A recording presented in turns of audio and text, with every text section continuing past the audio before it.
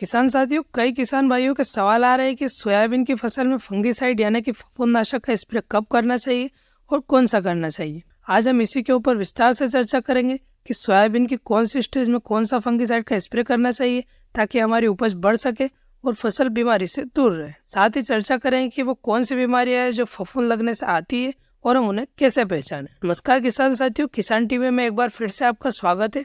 पूरी जानकारी के लिए वीडियो को अंत तक देखें, साथ ही चैनल को सब्सक्राइब करना और बेल आइकन दबाना ना भूलें। किसान साथियों, बीते कुछ सालों से हमारे किसान मित्रों ने फंगिसाइड का इस्तेमाल रेगुलर तौर पर चालू कर दिया है, क्योंकि सोयाबीन में कुछ सालों से फंगस का अटैक कुछ ज्यादा ही देखने को मिल रहा है। इसका कारण ये है कि अब हमारे देश में सोयाबीन की फसल को लगाते हुए कुछ साल हो गए हैं और स्वाभाविक सी बात है कि जब एक फसल ज्यादा समय से लगाई जाएगी तो उसमें रोग भी ज्यादा आएंगे। अब हम बात करते हैं सोयाबीन में फंगिसाइड स्प्रे करने के सही समय की। किसान मित्रों, अगर हम बात करें कुछ ऐसे देशों की जो हमसे बहुत पहले से सोयाबीन की फसल लगा रहे हैं, जैसे कि ब्राजील, अमेरिका, अर्जेंटीना, जहां पर हमसे भी ज्यादा फफूंद जनित बीमारियां आती है, क्योंकि वो हमसे भी पहले सोयाबीन की फसल लगा रहे हैं।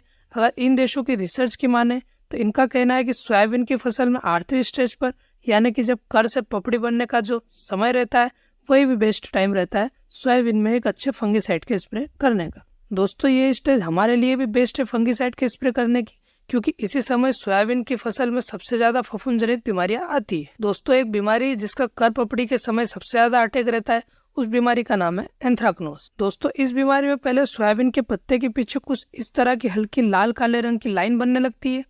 इसके बाद ये बीमारी पौधे के तने पर जाती है और पौधे का तना कुछ इस प्रकार दिखाई देता है। और अगर इसके बाद भी इसे ना रोका जाए तो ये सोयाबीन की फली तक पहुंच जाती है और उसे कुछ इस प्रकार सुखा देती है। कई बार इस बीमारी की वजह से सोयाबीन के पूरे प्लांट बैठ जाते हैं। एंथ्राक्नोज के अलावा दोस्तों, बैक्टीरियल स्पॉट की भी समस्या इस समय आती है। दोस्तों, अगर बात करें कुछ अच्छे फंगिसाइड की जो आप कर पपड़ी बनते वक्त डाल सकते हैं, तो उसमें सबसे बेस्ट और सबसे ज्यादा नाम चलता है BSF के प्रायक्सर का। दोस्तों, आप भी BSF के प्रायक्सर का उपयोग कर सकते हैं कर पपड़ी बनते टाइम। इसका रिजल्ट बहुत ही अच्छा रहता है। दोस्तों, आपको इसको 120 ml प्रति एकड़ की दर से देना है। याद रखें दोस्तों, इसका डोज आपको ज्यादा नहीं देना है। कुछ किसान भाई इसका डोज बढ़ाकर डालते हैं ज्यादा उत्पादन के लालच में।